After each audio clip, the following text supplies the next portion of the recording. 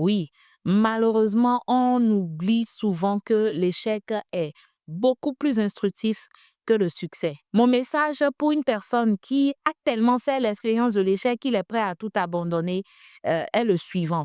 Je vais te raconter l'histoire du bambou. Est-ce que tu connais le bambou?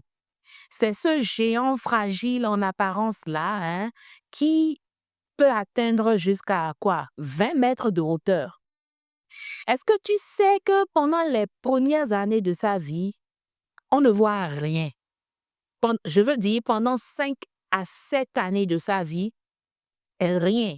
Pas de tiges qui poussent, pas de feuilles qui apparaissent. Et pourtant, quelque chose se passe en dessous.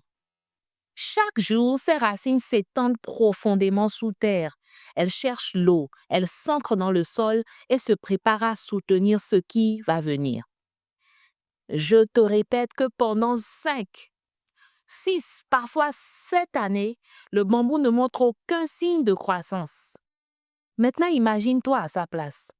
Tu travailles, tu multiplies les efforts, tu plantes les graines, tu arroses et rien ne semble arriver. Et puis tu te dis, à quoi bon?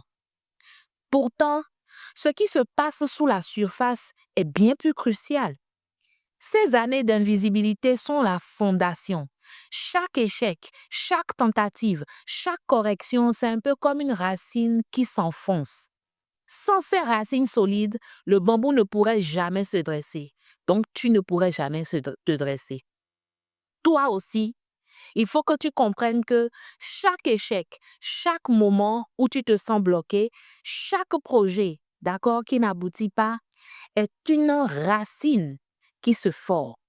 Tu ne le vois pas, mais ton énergie, ton expérience, ton apprentissage se structure. L'échec ne te détruit pas, mon ami. Il prépare ton envol. Alors, la prochaine fois que tu as envie de tout claquer, de tout lâcher, rappelle-toi du bambou. Le succès ne se voit pas toujours au début, mais chaque difficulté, chaque non, chaque obstacle est une graine de croissance invisible.